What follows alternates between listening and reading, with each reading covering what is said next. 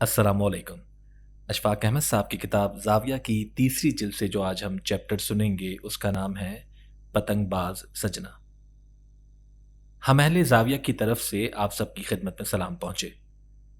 ज़िंदगी यूं तो गुजर ही जाती है, लेकिन अगर हमारी ज़िंदगी बाहम इंसानों के दरमियान और उनकी मोहब्बत में गुजरे तो वो ज़िंदगी बड़ी खूबसूरत होगी और यकीनन होगी। इंसान अल्लाह को खुश करने के लिए इबादत करता है, रातों को उठ उठ कर खुदावंद ताला के सामने सजदा रेज होता है ताकि उसे खालिक और पालनहार की खुशनुदी हासिल हो। अगर हम अल्लाह की खुशनुदी के लिए इंसानों को मोहब्बत की नज़र से देखना शुरू कर दें और सोच लें कि हमने कभी भी किसी इंसान को हकीर नहीं समझना, तो आप यकीन करें कि ये सोच ही आपके दिल को इतना सुकून फराहम करेगी कि आप महसूस करेंगे कि जैसे खुदा आपको मुस्कुराहट से देख रहा है। आप इबादत ज़रूर करें, शौक से करें, लेकिन खुदारा इंसानों को भी अपने करीब करें। यह भी अजीम इबादत है। अल्लाह का तसव्वुर और चीज़ है और खुदा की ज़ात का एतराफ़ और चीज़ है। इंसान के अच्छे कामों में जो मुबाह चीज़ है वो इबादत है। ये अच्छी आदत है, लेकिन ये ज़रूरी नहीं है कि आप इबादत के ज़रिए वहाँ पहुँच सकें जिसकी आपको आरज़ू है। हम जब थके और विलायत में नौकरियां करने के बाद वतन आए तो हमारा बाबों और डेरों के हवाले से कॉन्सेप्ट ज़रा और ही था। जिस तरह आम तौर पर लोगों का होता है कि वो चरस के सुट्टे लगाते हैं और लोग भंग के नशे में टुन कर पड़े रहते हैं, हमारा भी ख्याल था कि अब विलायत में काम करके थक गए हैं, किसी डेरे पर जाकर हम भी रहबानियत की ज़िंदगी गुजारेंगे और मज़े से रहा करेंगे। लेकिन ख़वातीन व हज़रात वहाँ पहुँच कर पता चला कि इससे ज़्यादा मुशक्क़त, जिद्दोजहद, कोशिश और मेहनत की ज़िंदगी और कहीं है ही नहीं। लेकिन इबादत कर लेना और दीन बारे कुछ गुफ्तगू कर लेना आसान काम है, लेकिन इसके अंदर उतर कर उसे अमली तौर पर इख्तियार करना मुश्किल काम है। यानी तसव्वुफ शरीयत से जुदा नहीं है। ये वो नमाज रोज़ा है, लेकिन इसमें इल्म के साथ साथ अमल पर भी जोर दिया जाता है। हम जिस बाबा के पास जाते थे उनकी बात ज़रा मुख्तलिफ होती थी।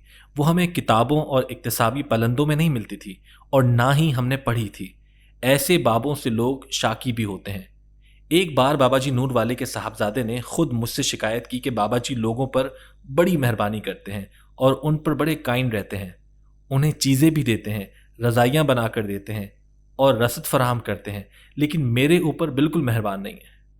अगर मैं कोई चीज़ मांगूं तो उस पर शर्त आयद कर देते हैं। अब साहबजादे की बात का मेरे दिल पर भी असर हुआ कि वो तंगी की हालत में ज़िंदगी बसर कर रहे हैं। ये शायद उनकी ट्रेनिंग के लिए था।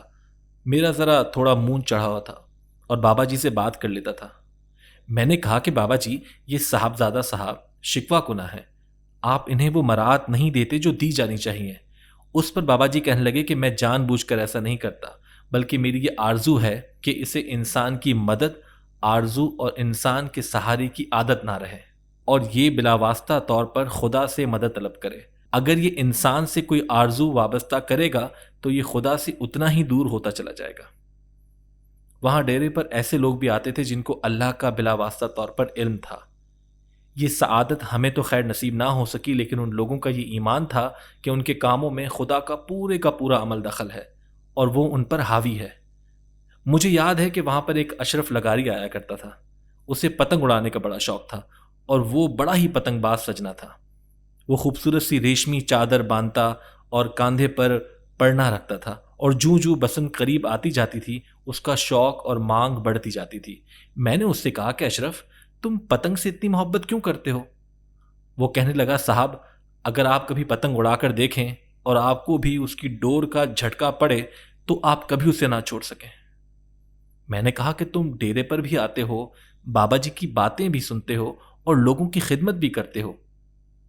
वो कहने लगा कि साहब, ये सब कुछ मेरी गुड्डी यानी पतंग उड़ाने की वजह से होता है। मैंने कहा, यार इसमें क्या राज है?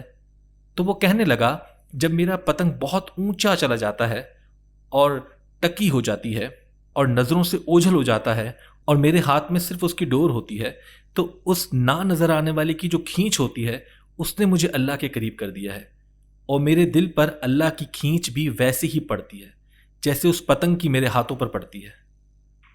अब हम जो विलायत से पढ़कर और मोटी मोटी किताबें पढ़कर आए थे वो कोरे के कोरे थे और वो पतंगबाज सजना हमसे बहुत आगे था। वो मुझे कहने लगा, अशफाक साहब, आपको भी कभी खींच नहीं पड़ती? میں نے کہا یار اشرف ویسے نہیں پڑتی جیسے تم کہہ رہے ہو، اور یہ ہمارے مقدر میں نہیں ہے۔ وہاں ڈیرے پر ایک حاجی صاحب تھے، ان کی آنکھیں گہری نیلی تھیں اور وہ بہت خوبصورت تھیں۔ وہ ڈیرے پر کافی عرصہ رہے تو ایک روز جانے لگے۔ ان کا رحیم یار خان کے کسی گاؤں سے تعلق تھا۔ جب وہ بابا جی سے اجازت طلب کر کے جانے لگے تو بابا جی نے ایک بار انہیں کہا کہ حاجی صاحب آپ کچھ دیر اور یہاں رہ جاتے۔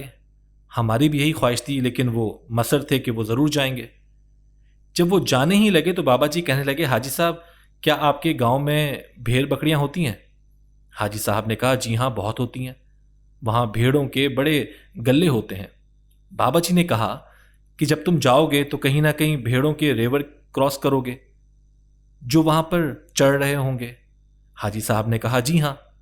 بابا جی نے ان سے کہا کہ جب تم بھیڑوں کے ریوڑ کے پاس پہنچو گے تو وہاں کتے بھی بہت ہوں گے، تو تم ان سے اپنا بچاؤ کیسے کرو گے؟ حاجی صاحب نے کہا جی میں انہیں پتھر ماروں گا اور گزر جاؤں گا۔ بابا جی نے کہا کہ وہاں تو کئی سارے کتے ہوں گے جو بھیڑوں اور بکریوں کی پاسبانی پر مامور ہوں گے، ایک پتھر سے تو ایک ہی کتا زخمی وغیرہ ہوگا۔ اس پر حاجی صاحب کہنے لگے میں ایک لکڑی لوں گا اور اسے گھماتا جاؤں گا تاکہ کتے گزند نہ پہنچائے۔ بابا جی فرمانے لگے کہ حاجی صاحب اگر 3-4 کتے ہوئے تو آپ لکڑی سے کس کس کو ڈرائیں گے؟ اب حاجی صاحب کہنے لگے کہ حضور آپ ہی فرمائیں کہ اس سچویشن میں مجھے کیا کرنا چاہیے۔ بابا جی نے کہا کہ آسان طریقہ یہ ہے تم کتوں کو اور خود کو پریشان کیے بغیر اور کتوں کو اپنا آپ دکھائے بغیر سب سے پہلے گڈریے کو آواز دو، وہ آپ کی آواز سن کر اپنی جھگی سے باہر آئے گا۔ پھر آپ اس سے کہیں کہ میں یہاں سے گزرنا چاہتا ہوں، اور وہ گڈریا کتوں کو آواز دے گا کہ اوہ کالو اوہ ڈبو، تو کتے اس کے پاس آ جائیں گے اور آپ آسانی سے گزر جائیں گے۔ خواتین و حضرات، چاہے ہمارے پاس کتنی ہی اچھی استری کیوں نہ ہو، جب تک ہم اس کے پلگ کو بجلی سے کنیکٹ نہیں کریں گے تو وہ گرم ہو کر کپڑے کی سلوٹیں نہیں نکالے گی، اور جب تک ہم خدا کی ذات سے رابطہ اور تعلق استوار نہیں کریں گے زندگی کی سلوٹیں بھی دور نہیں ہوں گی۔ مجھے فرانس کے ملاحوں کی یہ بات بہت اچھی لگتی ہے کہ جب وہ سمندر میں اترنے لگتے ہیں تو ایک بڑی مختصر سی دعا مانگا کرتے ہیں کہ یا اللہ تیرا سمندر بہت بڑا ہے اور میری کشتی بہت چھوٹی ہے، ہم پر رحم کرنا۔ گویا ایک معمولی سی دعا ہے، لیکن اس میں اتنا اعتراف ہوتا ہے اور خدا سے اتنی قربت ہوتی ہے کہ ان کی بات بن جاتی ہے۔ اس بات کا احساس رکھنے والے بہت سے لوگ تھے اور اب بھی ہیں۔ ایسے ہی جانکار لوگوں میں سے ایک شخص سلطان راہی تھا۔ پنجابی فلموں کے حوالے سے انہیں آپ بھی جانتے ہیں۔ وہ میرے دوست تھے اور ہمارا رابطہ فلم سے ہٹ کر ایک اپنے انداز کا تھا۔ ایک دن مجھے ان کا پیغام ملا کہ ہم نے ایک چھوٹی سی محفل رکھی ہے، آپ اس میں شرکت ضرور کریں اور آپ اسے پسند کریں گے۔ لاہور میں ایک علاقہ نسبت روڈ ہے جہاں دیال سنگھ کالج ہے، اس کے عقب میں چھوٹی چھوٹی گلیاں ہیں جن میں اچھے اچھے لوگ رہتے ہیں۔ وہاں پر وہ محفل رکھی گئی تھی، بس وہاں 10-12 لوگ ہی تھے۔ بڑی اچھی سی وہ بیٹھک تھی، اس میں جالی والا دروازہ لگا ہوا تھا۔ سلطان راہی نے اس میں اگربتیاں جلا کر بڑا خوشگوار بندوبست کیا ہوا تھا۔ شاید آپ کو پتا ہو کہ سلطان راہی کو قرت کا بہت شوق تھا اور اس کا اپنا انداز تھا۔ سلطان راہی کے ساتھ ایک گاؤں کا بالکل پینڈو آدمی بھی تھا جس نے دھوتی باندھی ہوئی تھی اور اس کے کندھے پر کھیس تھا۔ سلطان راہی نے اس شخص کا تعارف کرواتے ہوئے کہا کہ ان سے ملیں، یہ بھا رفیق جی ہیں۔ سلطان راہی نے کہا کہ میں آپ کو کچھ سنانا چاہتا ہوں۔ ہم سب نے کہا بسم اللہ، ضرور سنائیں۔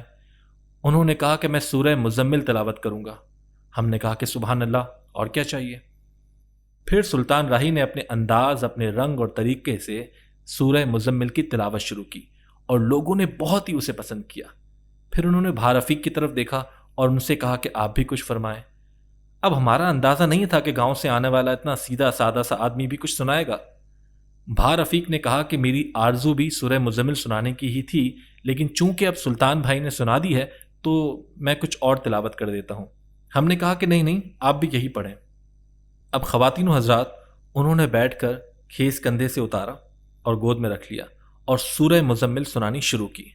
آپ نے بھی بڑے بڑے قاریوں کو سنا ہوگا، لیکن انہوں نے جو تلاوت کی اس کا اپنا ہی انداز تھا۔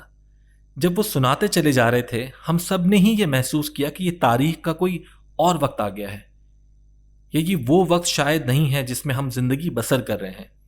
ہمیں ایسا لگا کہ جیسے ہم مدینہ شریف اور آغاز اسلام کے وقت کی زندگی میں ہیں، اور یہ وہی عہد اور زمانہ ہے، اور ہم ان خوش قسمت لوگوں میں سے ہیں جو اس عہد کی آواز کو سن رہے ہیں۔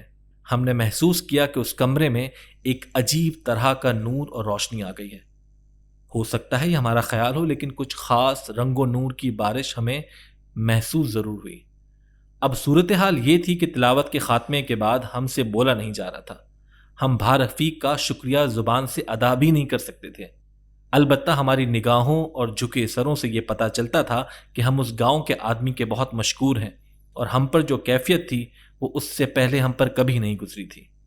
میں نے ہمت کر کے سلطان سے کہا کہ ہم آپ کے بہت شکر گزار ہیں۔ آپ نے اور آپ کے دوست نے سورہ مزمل سنائی اور ہم پر جو کیفیت طاری ہوئی، پہلے کبھی ایسا نہ ہوا تھا۔ اس پر سلطان راہی نے کہا کہ بھاجی، میں سورہ مزمل جانتا ہوں اور بہت اچھی جانتا ہوں، لیکن یہ بھا رفیق مزمل والے کو جانتا ہے۔